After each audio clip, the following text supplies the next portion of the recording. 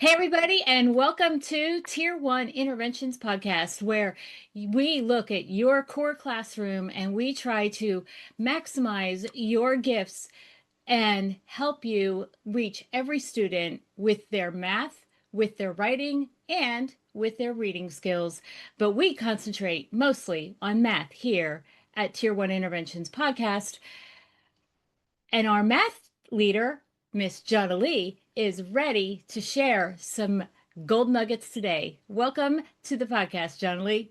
And they are gold nuggets because these last few weeks have been a whirlwind. I'm going to kind of take us back a little bit.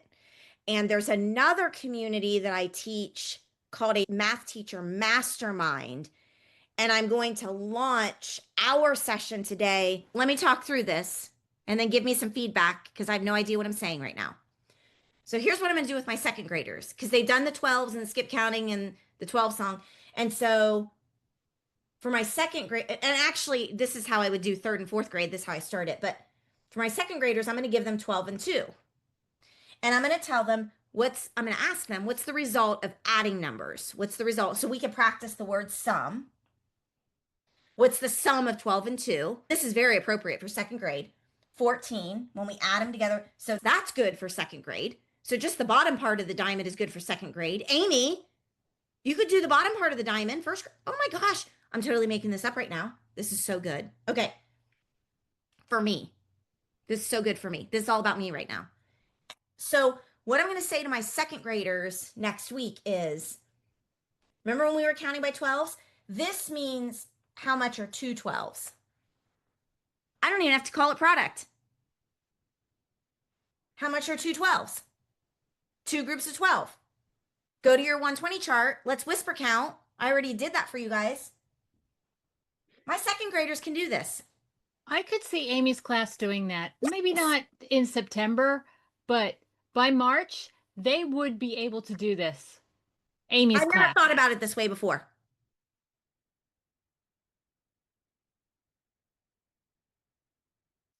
Whoa.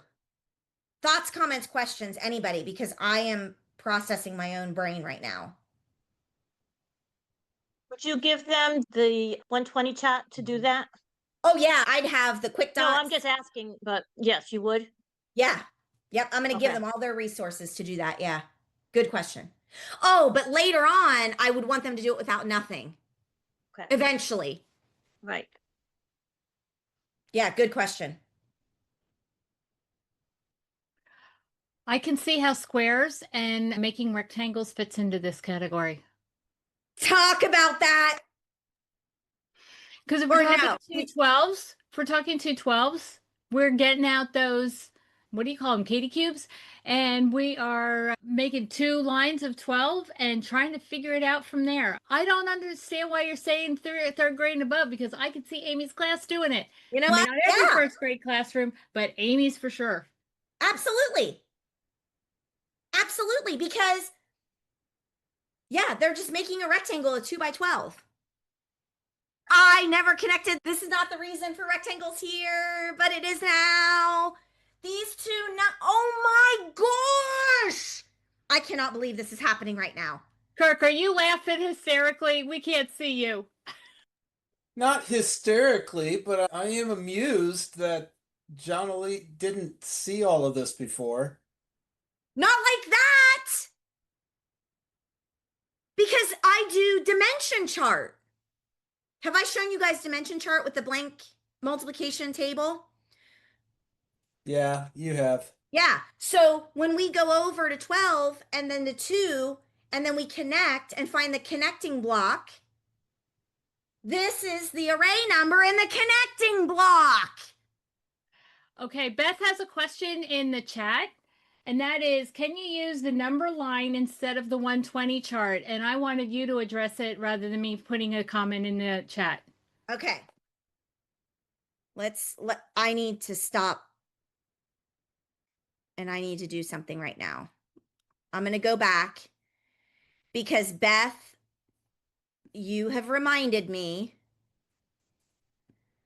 that people that are watching this may have no idea what I'm talking about. So you guys give some more takeaways and connections, and let me find something that I need to do.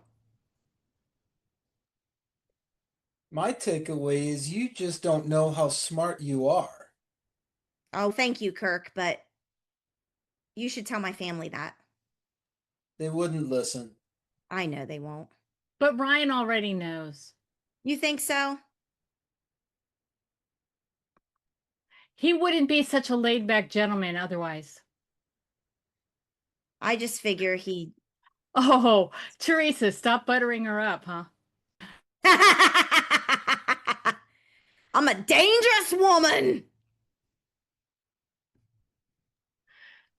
I think this would Ryan's be a cold really dude. great engagement thing for kids because they really want to think. They really do. And we kind of school that out of them in too many Amen. classrooms. And so I think even with young ones, even with or kids that we say we lump them into a lower group. I think if we challenge them and don't start with huge numbers, Yeah, start with little ones, and they can, and I think this is a great way for fact fluency as well. yeah.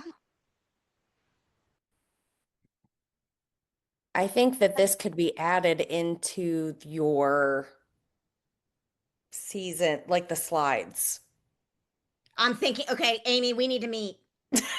with the dots and then the circling of the numbers and the Because that's what I was finding because Beth has never seen Beth has accelerated herself to level 2 and she's just jumping all in, but she just joined us literally 2 months ago. So here's what I want to do right now and I found it. Okay. This is good for all of us, but this is going to be really good for Beth, okay? And Amy, it's so funny that you just said that because that's what I was trying to find was this so that I can make a better connection with all of us. Let me back up for just a minute because all of you have access to this. You all have access to this. So if I back way up, what you're going to see is all of these things are in levels. And I even level my diamond problems. And I'm going to show you, I keep saying I'm going to show you an example of that. I am. But I level all of the tasks as well. But many of the levels are exactly the same. There actually could be 3 levels, but I made more because people are uncomfortable with only 3 levels because they're always saying their kids are lower than any level I create. But I'm like, yeah, but you're not teaching it right. So anyway, these are the levels that you have access to. Each level has a color. When you go into the levels, what you're going to notice is there's a first 15 day. Now for level 3, this is applicable all the way up through the other levels. Kathy mentioned this too. I can use this with 6th graders, even though it's level 3. So don't let the level and grade level scare you away. For level 3, beyond the first 15 days, we actually have monthly weeks that continue to bring back first 15-day items. So I pulled one of these weeks because I knew it would be in one of these. So one of the days that one of the lessons I might do would be this. It's on a slide deck and you all have access to this. And this is actually what I did with my 2nd graders when I was explaining that to you earlier today. I just didn't give you the visual, which I should have. That's my bad. Okay. Tell me about this. Tell me about this. These are the rectangles I'm talking about with chunks of 12. And I reiterate with my kids, okay, we can use a strategy to find lots of 12s by using whisper counting. And then the loud number gets marked on the 120 chart. So if you want to use this with your kids, these slide decks are there in level 3. You'll see this in the title, level 3 week C. So if you want to go back to pink level 3 week C, even if you're a 7th grade teacher, go get this and use this with your students. So for a 120 chart, I like a 120 chart rather than a number line. The number line is the most abstract symbol that kids can exercise with in school.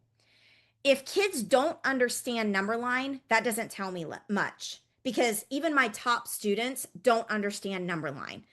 We use number line as a tool, but the number line is actually one of the worst tools that we can use to teach the concept. I want to use the number line to assess the concept because my ultimate goal is to get kids good at number line.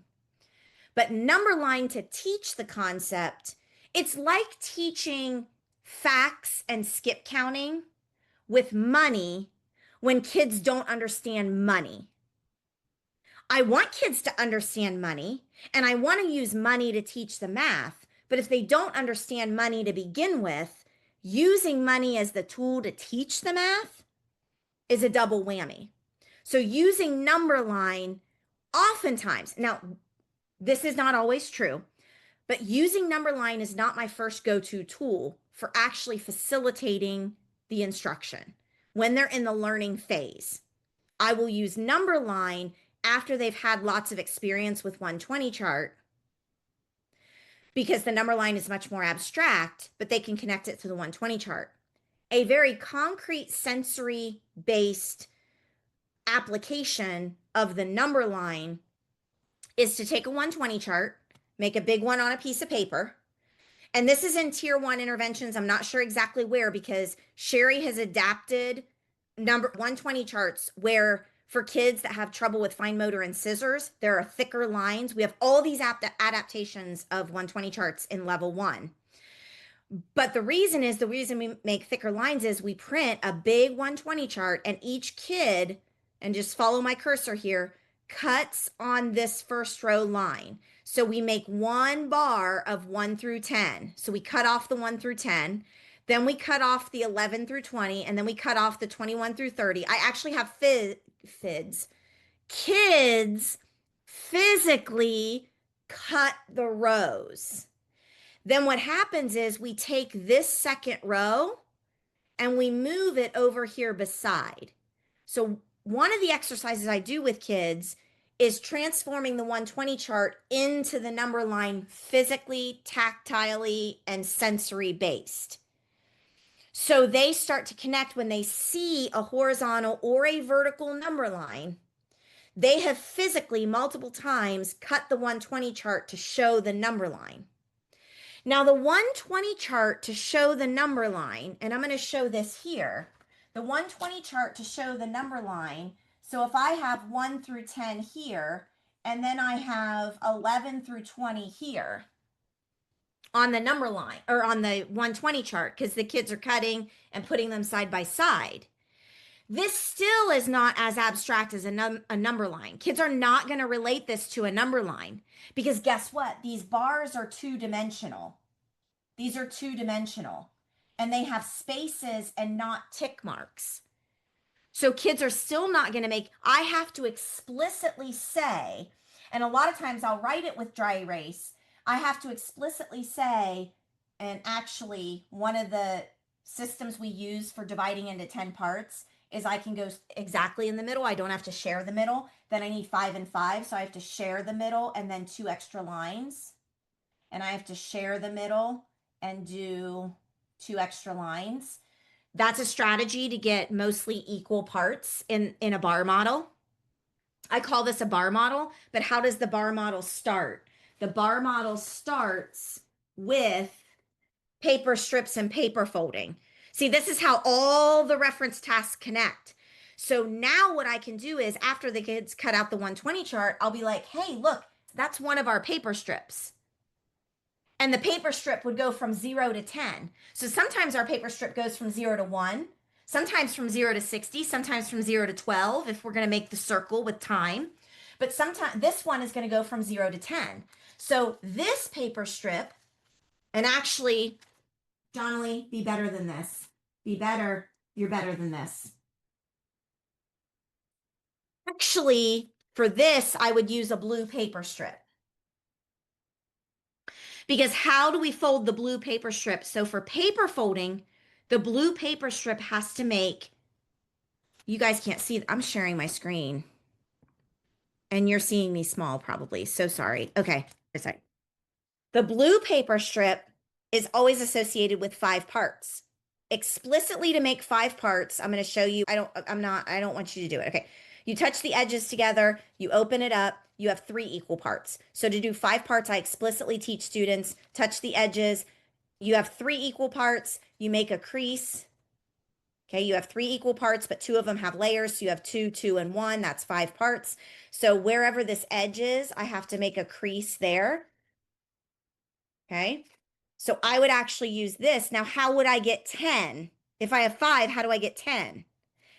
Ah, Teresa held up 2 fingers because she knows that if I fold on these creases and then do my iterations from the white paper strip, which is doubling the parts or folding in half, I'm going to fold every part in half, and that's going to create 10 pieces. That is what the blue paper strip does. So literally now I can go from 0 to 10, and each spot is 1. So if I want to connect paper folding to this, I can do this here. You guys, I'm teaching this on the fly. This was not a part of today, but we're just sorry, not sorry. Okay. So So what Beth, happened? Go ahead. Beth, don't stress yourself out. You only can learn so much at one time. And I'm not sure that you have access to that slide deck that she was showing you, so I'll have to get that to you, okay? And this is for Beth, but it's actually for all of us. So if I extend those lines from the 120 chart, the first row, and cut that, what I do on the dry erase board, and this is how I make the connection for the kids, we have the bar model, and then we extend the space lines because they know what those mean. And then I say to my kids, okay, so now if I erase the bar, what can you tell me? Tell me about this like partial bar. What do you see? What do you notice? And this is what I do with the kids to connect to number line, because now I have just a single line with these tick marks, and I'll ask the kids, what is the length of this line? My Algebra 1 ninth graders mess this up because they count the tick marks, they count the inside tick. No, we have to count the spaces. 1, 2, 3, 4, 5, 6, 7, 8, 9, 10. The length of this is 10 units. 10 units. That's the top of the 120 chart.